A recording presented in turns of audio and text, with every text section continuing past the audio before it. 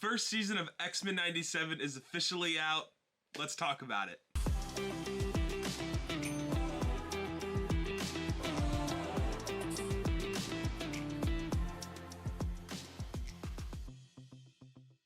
Welcome back, Kernel. So I just finished watching the finale of Xmen 97. Obviously, goes without saying, they're probably going to have more than one season. So real quick before we dive into the review of Season 1, if you are new to the channel, consider subscribing so you don't miss any other reviews like this one. And let's go.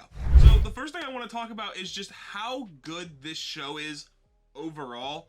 I heard someone mention that each episode really does, you know, it has all of the X-Men members, but there are character-focused episodes. And it doesn't all need to be about one character, but the main plot of that episode and just the general concept of the episode revolves around a character. And I really like that.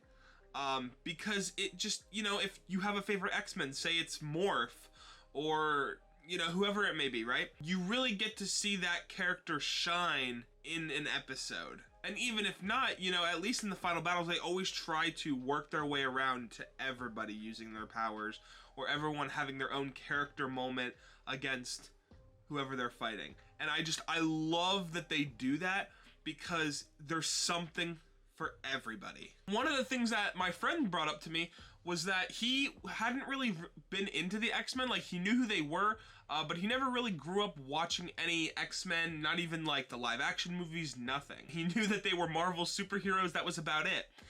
And, you know, as someone who grew up, you know, watching the live action movies, animated stuff, you know, I've always really just been into the X-Men, and I am easily able to, you know, obviously follow the show. But as someone, you know, that maybe didn't, you know, grow up with all that stuff, that he said that it was just as easy for him to hop right in and watch the show, and kind of, you know, the show didn't make him feel dumb. You're like, oh, you don't know who the X-Men are? You kind of get a quick, like, hint at who the X-Men are, and just while you're watching the show kind of explains itself without having to, like, lay down every little plot thing for you. And I think that's something it does really well. I have to compliment the animation and just how detailed it is in the show. There's some things that can't be done in live action. Some of the stuff in this show definitely could be done in live action. I don't know if it would look as cool, but it's definitely a plus of having, like, again, an X-Men animated show. Just the way that they've made this kind of, I mean, we are in the year 2024, and this looks like, you know, like a 90s cartoon, hence the name, Xmen 97, but it looks good. Like, even though it's kind of older animation, all the stuff looks good, because you know, they've revamped it kinda, and it's very aesthetically pleasing to look at. It doesn't hurt your eyes too much. It's really pretty to look at. One of the things that I absolutely loved in the finale of this show was when they were, you know, trying to get rid of Asteroid M, and the X-Men theme started playing, like it was like a slow, like maybe like a remix or something. It just sounded like a slowed down version of it, but it was sick. Like, as they were, you know, trying to make sure Asteroid M didn't hit Earth, you could, like, slightly hear it in the background. That was perfect.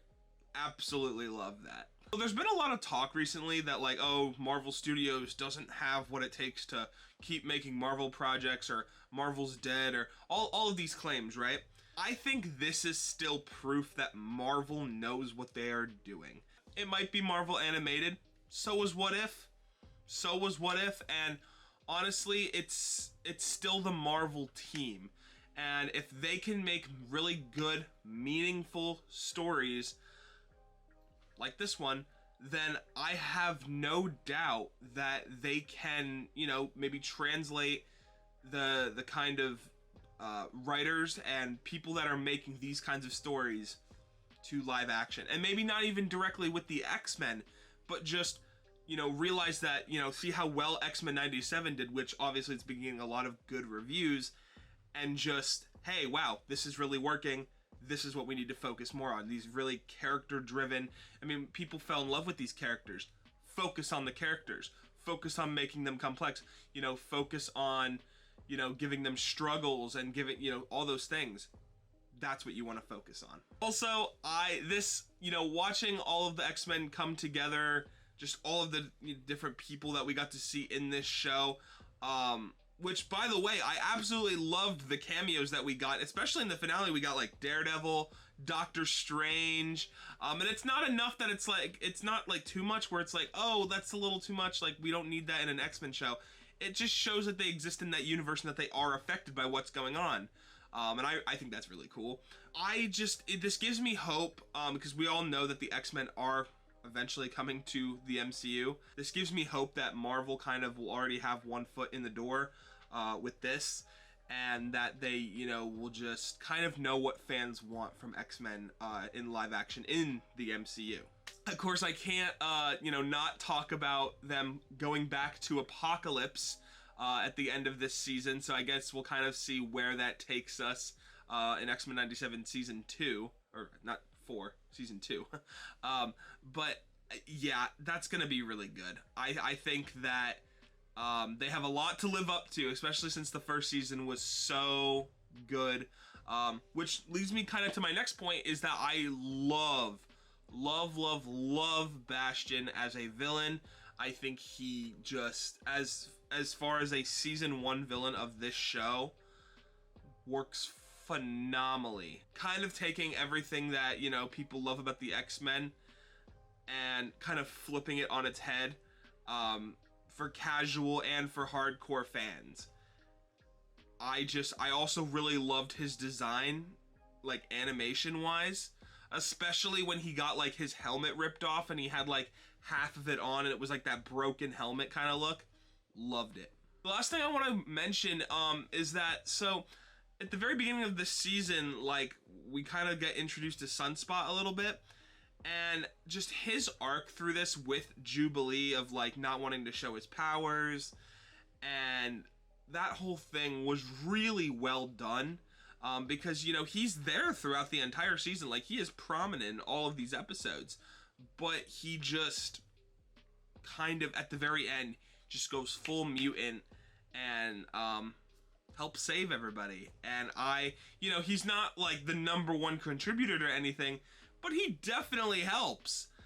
And I loved seeing that so much. So yeah, guys, that is my review for X-Men 97. Let me know what you guys thought about the show. You know, what was your favorite episode? Who was your favorite character that they focused on? And are you excited for Season 2 of X-Men 97 and maybe the future of the X-Men coming into the MCU? Let me know all of that good stuff in the comments down below. And don't forget, if you enjoyed the video, consider like and subscribing. And as always, guys, I'll see you in the next one. Peace.